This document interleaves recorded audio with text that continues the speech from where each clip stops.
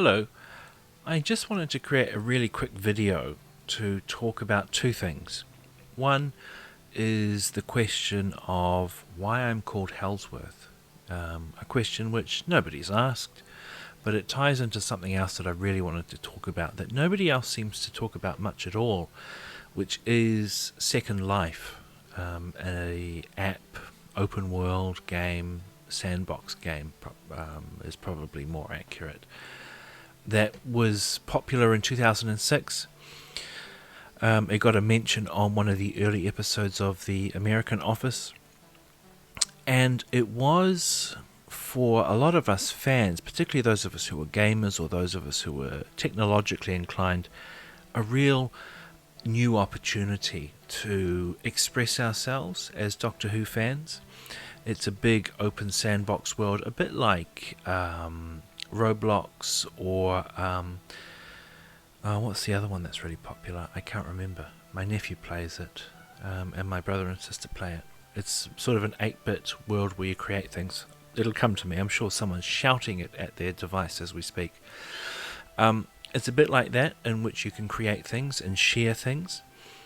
And it was a haven in the late 2000s for Doctor Who fans, where people created TARDISes, both exteriors and interiors, and they lined up. You could walk into a TARDIS and it would be, bigger on the inside, and you could travel anywhere in Second Life that you wanted to, with some limits. And the reason I wanted to make this video is not just to celebrate Second Life and remember it and show off that it still exists. I just dipped into it before I made this video to see if it still existed, and it still does, and there are still people making TARDISes for people to buy and use, and create their own sort of virtual home, including people that I talked to back in 2006. Back then, I happened to come across the Doctor Who fandom, and spoke to certain people within it who were just trying to figure out how to use the mechanics of Second Life to make TARDISes, and one of them was called Sen Pixie, and just when I dipped into it before, I saw that Sen is still making TARDISes, or at least they're still in charge of a group that makes new TARDIS interiors, and they look amazing. But it's been going for so long, and it's this gorgeous virtual world. And I had a character in Second Life called Henry Ellsworth, and that was for two reasons. One was that I don't know if you can now, but you couldn't then choose the surname of the character. There was a list of surnames that you could choose, and I decided from the outset that I wanted my character to be a Time Lord. And so I scrolled through the list and I thought, what's a sort of a pompous, fancy sounding name for a Time Lord, and Ellsworth was one of them. So I selected that, and I thought Henry was sort of, enough of a toff name that a Time Lord could use. So Henry Ellsworth was my character. And Henry was also known as the Professor. He was a Time Lord who, unlike the Doctor, who travelled around helping people, the Professor was more of an academic. He was more interested in the weird shit in the universe, the real timey-wimey shit. And he went around Second Life looking at sort of freaky things and trying to understand them. And he had many faces, and here's some of them. He also had companions. He had some platonic companions, but he also had some where there was some romantic involvement.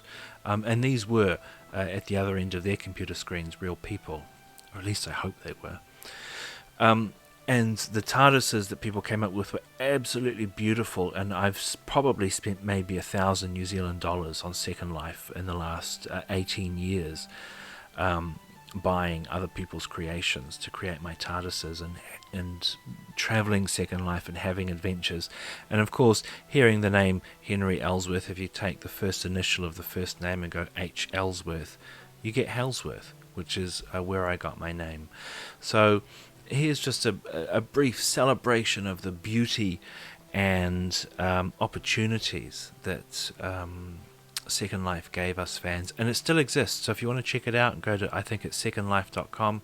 You can check it out.